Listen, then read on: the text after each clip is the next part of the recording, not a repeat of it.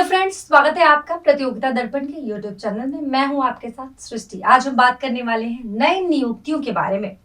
लेकिन इस नियुक्तियों से जुड़ी पूरी जानकारी आपको प्रतियोगिता दर्पण के मैगजीन में मिल जाएगी। इसके अलावा आप प्रतियोगिता दर्पण की वेबसाइट पर भी विजिट कर सकती हैं। तो चलिए आज सबसे पहले अपने पहले नियुक्ति के बारे में जानते हैं। तो सबसे पहला है कि सर्वोच्च न्यायालय में 7 न्यायाधीशों की नियुक्ति हुई है। राष्ट्रपति द्रौपदी मुर्मू ने फरवरी 2023 में इनकी नियुक्ति की थी। मुख्य न्यायाधीश न्यायमूर्ति डी.वाई. चंद्रचूड़ ने इन्हें 6 और 13 फरवरी को पद एवं गोपनीयता की शपथ दिलाई थी। इसमें सर्वोच्च न्यायालय में न्यायाधीशों की कुल संख्या जो है अब 34 हो गई है। मुख्य न्यायाधीश को लेकर अब एक भी पद वहां पर रिक्त नहीं है। अब चलिए जान लेते हैं कि जो न्यायाधीश न्यायमूर्ति नियुक्त किए गए हैं वो कौन कौन है। तो ये है न्यायमूर्ति पंकज मित्तल, न्यायमूर्ति संजय करोल, न्यायमूर्ति एहसानुद्दीन अमानतुल्लाह, न्यायमूर्ति पी.वी. संजय कुमार, न्यायमूर्ति मनोज मिश्र, न्यायमूर्ति राजेश बिंदल, न्यायमूर्ति अरविंद कुमार शामिल है। अगली नियुक्ति की तरफ बढ़ते हैं। अगली नियुक्ति हमारी है कि सार्वजनिक क्षेत्र की केनरा बैंक में कार्यकारी निदेशक रहे सत्यनारायण राजू को प्रबंधक निदेशक सह मुख्य कार्यकारी अधिकारी फरवरी 2023 में नियुक्त कर दिया गया।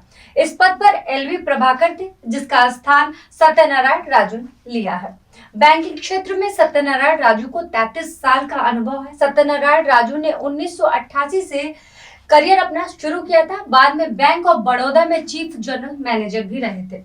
चलिए अगली नियुक्ति की तरफ बढ़ते हैं। अगली नियुक्ति हमारी है lieutenant general MV. Suchindra Kumar भारतीय थल सेना के नए उप प्रमुख बना दिए गए हैं। इससे पहले वो पूर्व थल चीफ ऑफ स्टाफ नियुक्त थे। इस पद पर लेफ्टिनेंट जनरल बी.एस. राजू, जिन्हें अब सेना की दक्षिणी पश्चिमी कमान का कमांडर बना दिया गया है। General BS. राजू का जो स्थान है जनरल सुचिंद्र कुमार ने ले लिया है। अगली नियुक्ति की तरफ बढ़ते हैं। अभिनेता आयुष्मान खुराना को यूनिसेफ यानी कि संयुक्त राष्ट्र बाल कोष का इंडिया का राष्ट्रीय राजदूत बनाया गया है। इसकी घोषणा भी नई दिल्ली में एक समारोह में 20 फरवरी 2023 को की गई। अगली नियुक्ति हमारी है विक्रम देव दत्त को डीजीसीए यानी कि नागरिक उड्डयन महानिदेशालय directorate general of civil aviation DGCA के नए महानिदेशक के पद पर नियुक्त किया गया है। 28 फरवरी 2023 से इन्होंने अपना कार्यभार संभाला। पहले इस पद पर श्री अरुण कुमार नियुक्त थे। अगली नियुक्ति हमारी भारतीय विदेश सेवा के 1994 बैच के श्री एम सुब्बरायडू को नामीबिया में भारत का उच्चायुक्त फरवरी 2023 में नियुक्त किया गया। इस नियुक्ति से पहले वो पेरू में भारत के राजदूत थे।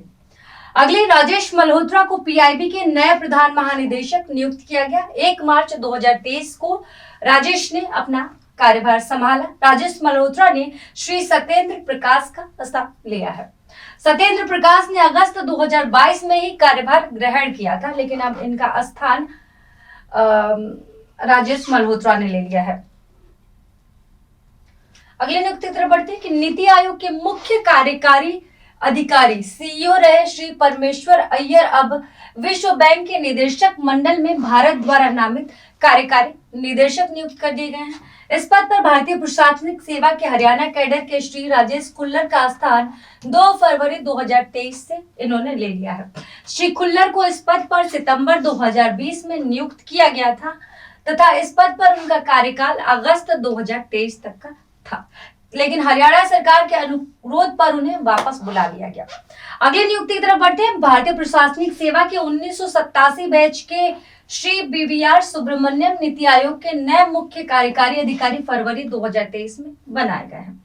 श्री सुब्रमण्यम ने इस पद पर परमेश्वरम अय्यर, जिन्हें अब विश्व बैंक के निदेशक मंडल हेतु नामित किया गया है, उनका स्थान लिया है। फिलहाल इन नियुक्तियों में सिर्फ इतना ही। नियुक्तियों से पूरी डिटेल के लिए प्रतियोगिता दर्पण मैगजीन को फॉलो करें। इसके साथ ही प्रतियोगिता दर्पण की वेबसाइट को भी विजिट कर सकते हैं।